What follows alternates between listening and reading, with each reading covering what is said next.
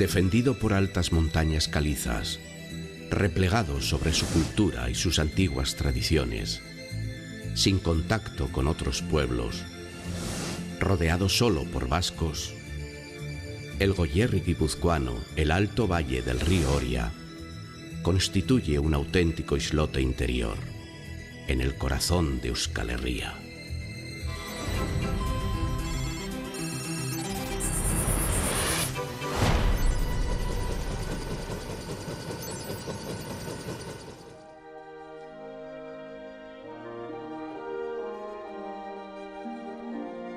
Las chabolas de los pastores de Ollantzu, en el corazón de Urbía, no están situadas en ningún municipio, no pertenecen a ningún ayuntamiento. Forman parte de la Parzonería de Alzania, una comunidad de montes y pastos en la que se disuelven las fronteras de Álava y Guipúzcoa.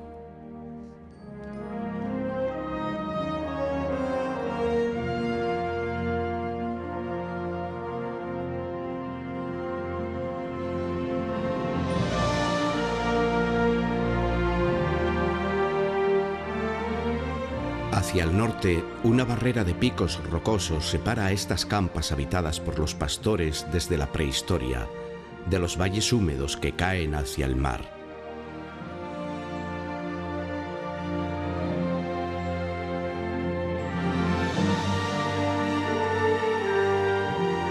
Que con sus peñas blancas se eleva a más de 1,5 kilómetros de altitud, sierra que aísla a Guipúzcoa por el sur y en la que nacen las aguas que alimentan al río Oria.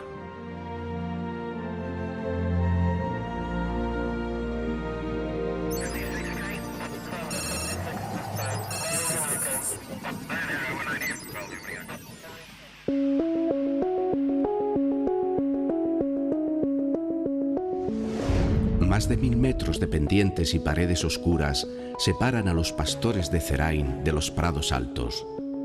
En esta vieja aldea, los hombres fueron mineros, carboneros y labradores que modelaron una tierra difícil con sus manos desnudas.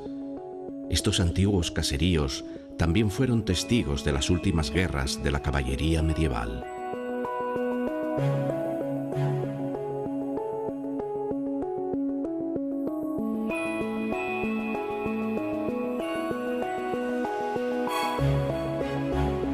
Pero al menos eran libres, no como la mayoría de los campesinos de Mutiloa, que vivieron humillados durante generaciones bajo el dominio de los poderosos señores de la tierra.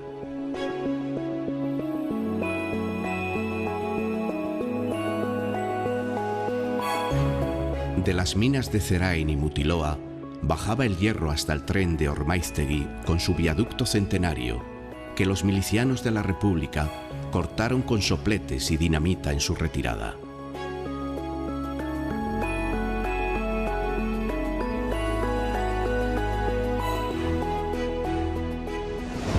La ermita de Quisquicha domina toda la comarca desde la altura.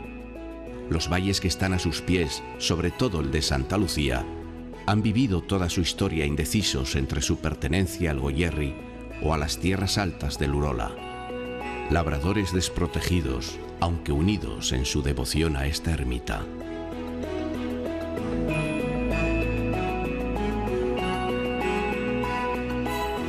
En sus faldas, en las medias laderas plantadas de hierba y manzanales, cerca de donde la Virgen se aparecía a los visionarios, descubrimos caseríos cargados de siglos, como Igartubeiti, con su gigantesca prensa de sidra oculta bajo las tejas.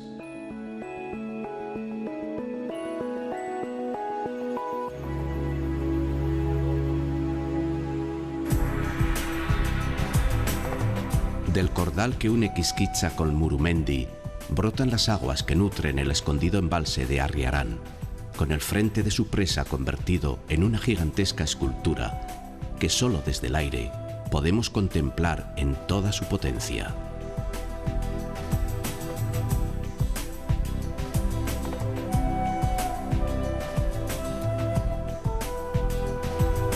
Es una presencia desconcertante, casi extraterrestre, a la que los silenciosos habitantes de Astigarreta, habituados durante siglos al paso de las caravanas de muleros, aún no consiguen dar crédito.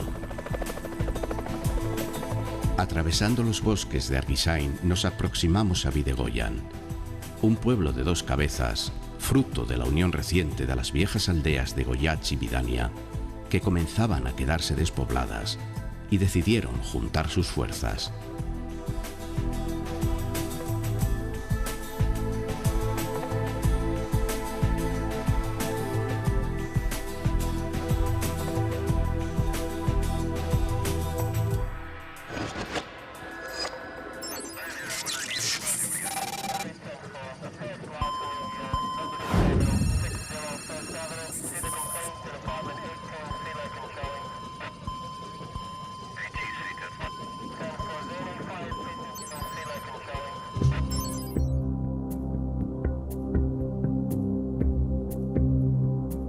Atraídos por su cima solitaria, hemos llegado al Lernio, la montaña sagrada, el eje central de toda la geografía guipuzcoana. Su cresta es como un imán, y hasta 9 pueblos estiran hasta dislocar el mapa de su término municipal para tocar con la punta de los dedos estas peñas mágicas, meta de peregrinaciones y cuajadas de cruces como un altar a los dioses.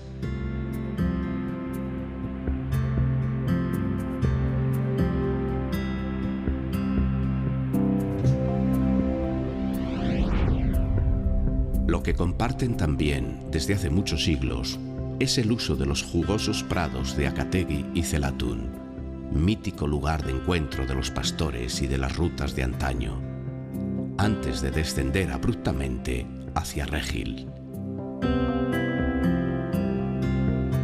Agazapado y haciendo equilibrios entre las cuestas de un valle solitario, Regil es mucho más que el pequeño grupo de casas que se aprietan en torno a la monumental iglesia de San Martín. Son los caseríos que salpican cada mínimo rellano útil de las laderas, no solo de pastores, sino antaño de poderosos canteros de mazo y cincel que construyeron las grandes iglesias de Guipúzcoa.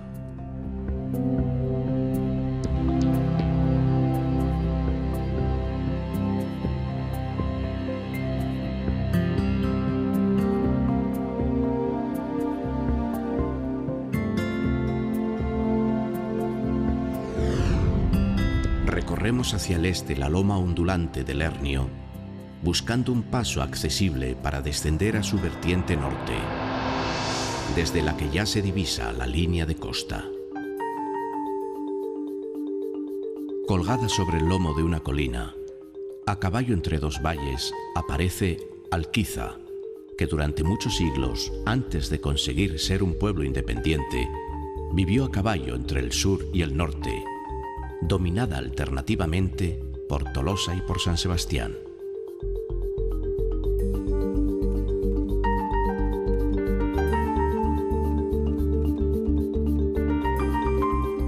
Hemos entrado en un valle mágico. En la fantasía, estas son las tierras de Obaba.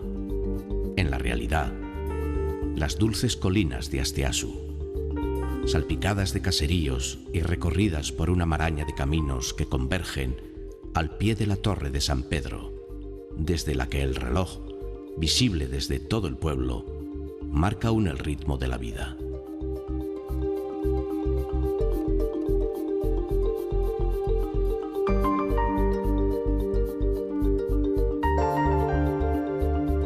Más antiguas aún son las ermitas, como la de Santa Marina, plantada en alto como una torre de señales, para marcar la salida más rápida del valle hacia la costa, a través de los puertos de Haya.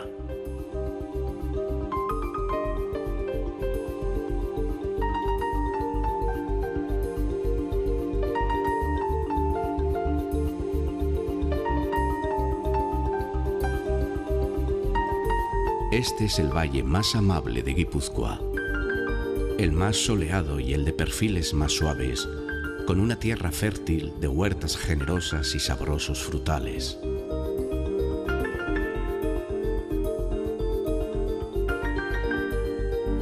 Que milagrosamente se ha mantenido libre de la presión de fábricas y bloques de casas que tan solo a unos metros de distancia se han adueñado de las riberas del Oria.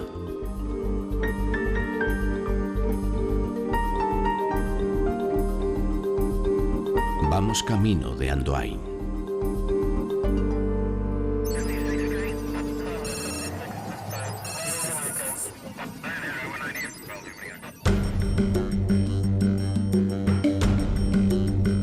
Andoain es el ejemplo de este cambio imparable.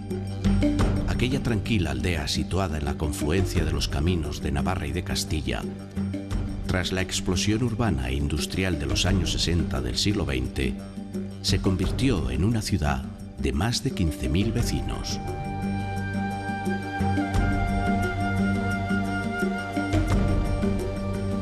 En medio de esa marea de hormigón, la Plaza Vieja flota como una balsa, con su ayuntamiento creado para unir al pueblo en el siglo XVIII.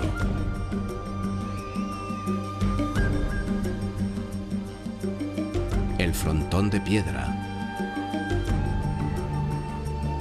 y la cruz perfecta de la iglesia de San Martín, construida con la plata peruana de un vecino nostálgico que hizo fortuna en América.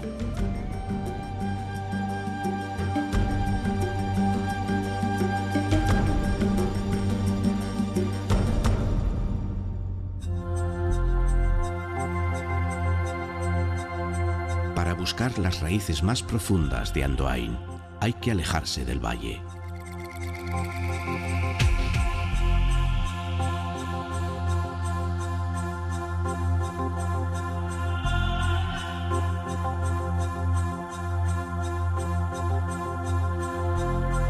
Hay que subir monte arriba, al poblado prehistórico de Buruncha, o asaltar la cima de la Darra, el monte con forma de cuerno, para descubrir las misteriosas piedras hincadas en la tierra que marcan la milenaria frontera del territorio de los vascones.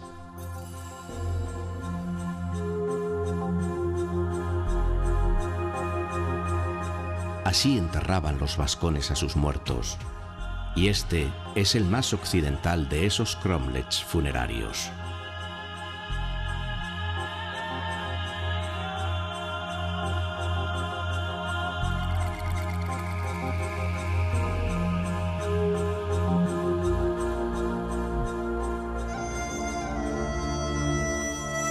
Siglos después de que las tribus de pastores guerreros abandonaran las cumbres, fueron los rellanos a media ladera los lugares donde florecieron las aldeas de labradores del Valle del Oria, terrazas soleadas como Gaztelu, alejadas de las nieblas y humedades que aquí se concentran siempre en las riberas del río. Campos que se arrancaron al bosque y en los que se forjó la civilización de los caseríos.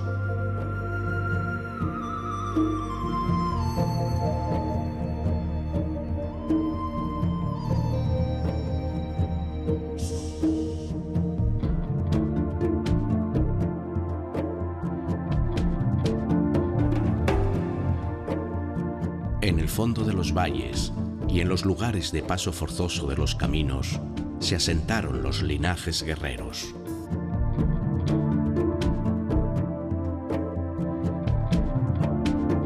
Como en Sorreguieta de Elduain, caserón vinculado a los poderosos señores de Verástegui.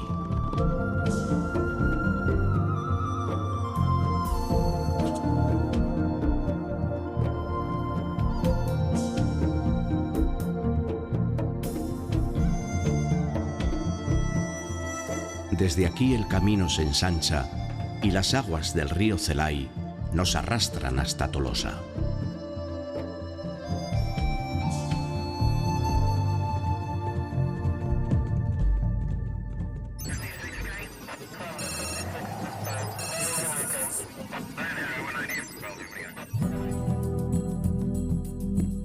Penetramos en Tolosa, sobre el convento desde el que los franciscanos salían a pedir limosna a los viajeros que cruzaban el puente.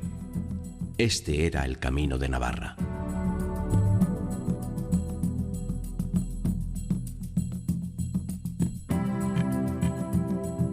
Y nos adentramos por encima de su casco medieval de calles apretadas hasta la Plaza Berry, recuerdo de aquellos años del siglo XIX en que Tolosa fue la capital de Guipúzcoa, en lugar de San Sebastián.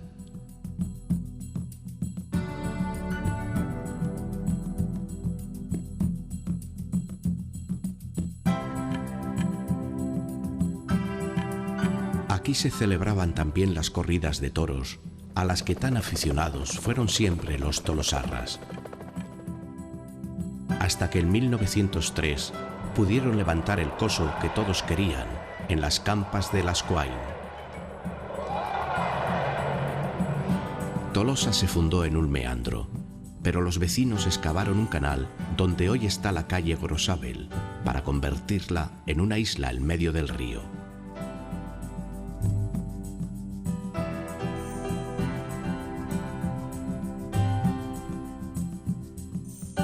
Sus calles forman una punta de flecha perfecta, en la que se juntaban los caminos de Castilla y Navarra para convertirse en uno solo, el Camino de Francia.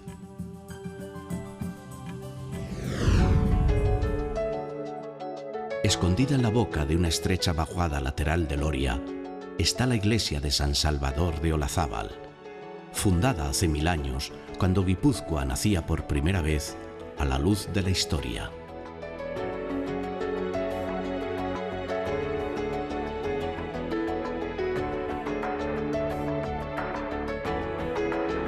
Por ella penetramos al Valle de Alzo.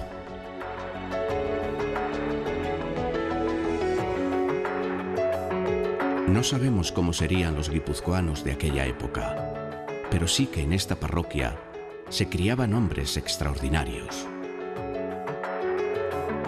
como el gigante Miguel Eléizegui, el hombre más alto de Europa en el siglo XIX, con 2 metros y 27 centímetros de altura y 212 kilos de peso, y con cuyas medidas acuden a compararse los vascos de hoy en día.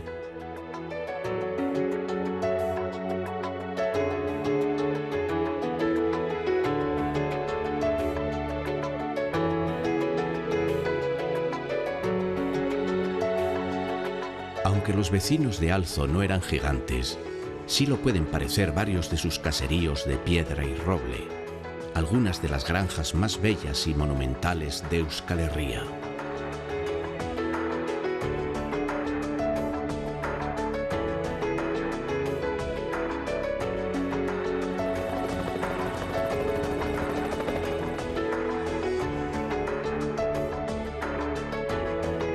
Por el aire apenas hay distancia para llegar hasta Amezketa, un auténtico fondo de saco de Guipúzcoa, en el que la silueta de piedra compacta de San Bartolomé domina a este pueblo de linajes guerreros y pastores de montaña.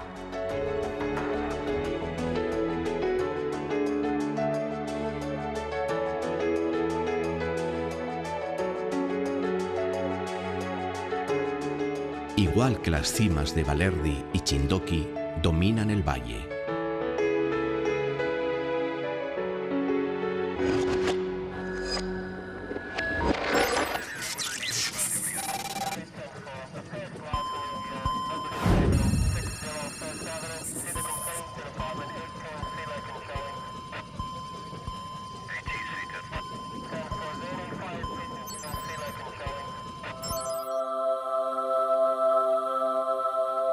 Chindoki, con sus 1245 metros, no es la cima más alta, pero su arista esbelta y afilada es el mayor desnivel vertical de todo Guipúzcoa, e incluso al helicóptero le cuesta un gran esfuerzo ascenderla.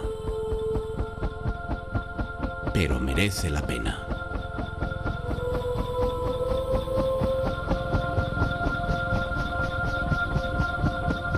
Porque sería necesario ser águila o buitre para encontrar un lugar mejor desde el que dominar un panorama de vértigo, de decenas de kilómetros de montañas inacabables, dejando al fondo los pequeños pueblos del Goierri.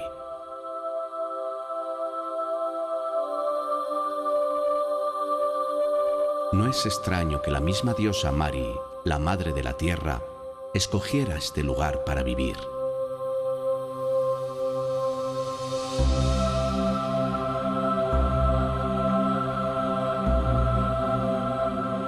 Y que aquí se alzaran atalayas de vigilancia en los tiempos antiguos.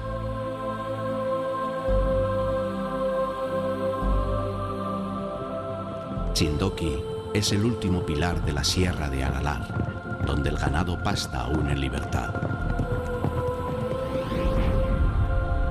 Y donde los restos de una civilización prehistórica de forzudos que sembraron las campas de misteriosas tumbas de piedra conviven con las chabolas y huertos de los pastores de Nirio.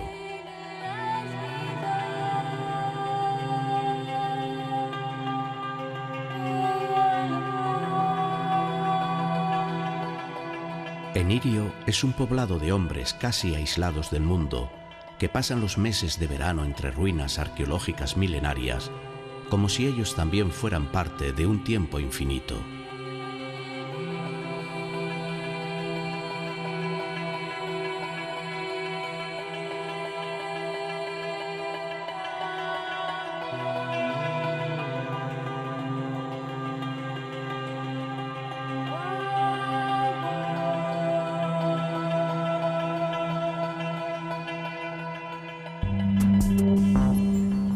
Abajo, en el valle, resuena el parloteo del mercado y las calles de Ordicia.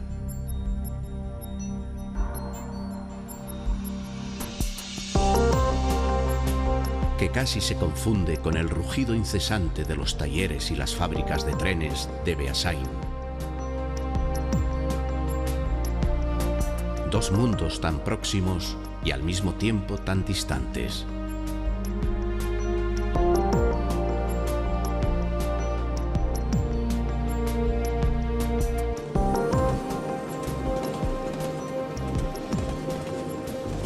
El ferrocarril es el protagonista indiscutible del último siglo y medio de historia de Beasain, el pueblo en el que se fundó el primer horno alto de Guipúzcoa y del que continúan saliendo cientos de máquinas y vagones para todo el planeta.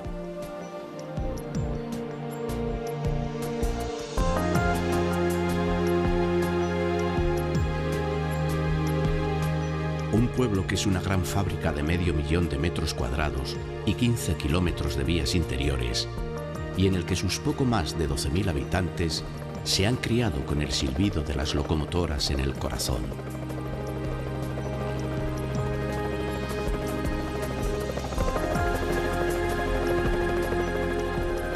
Es hora de volar hacia el sur para cerrar el círculo del Goierri donde lo empezamos.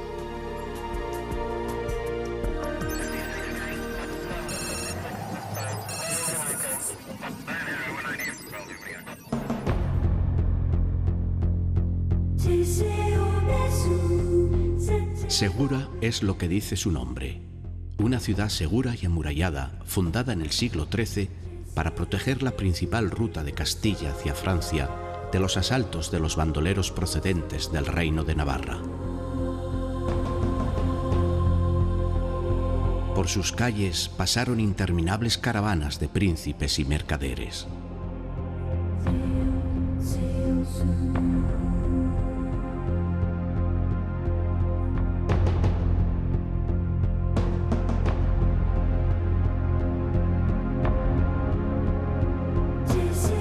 Hasta que hace poco más de 200 años se abrió el camino de Madrid a Irún por el valle de Léniz y Segura quedó congelada en el tiempo para siempre.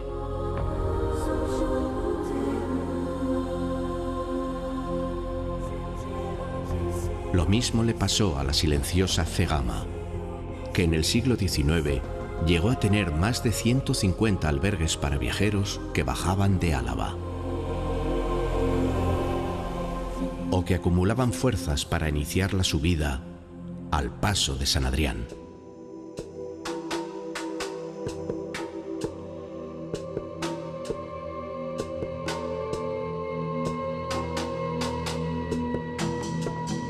Este túnel natural, situado a 1000 metros de altura, fue durante siglos una auténtica autopista internacional.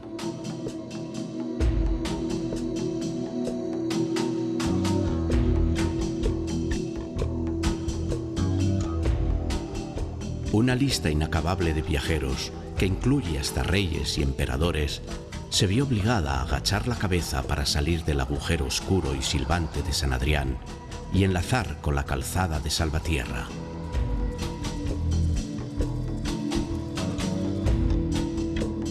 Este túnel era uno de los pasos más terroríficos de las rutas europeas.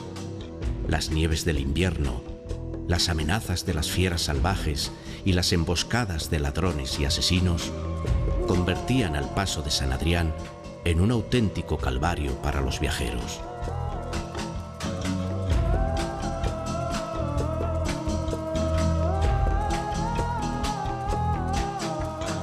Era el precio a pagar por salvar el abismo desnudo de Aizcorri.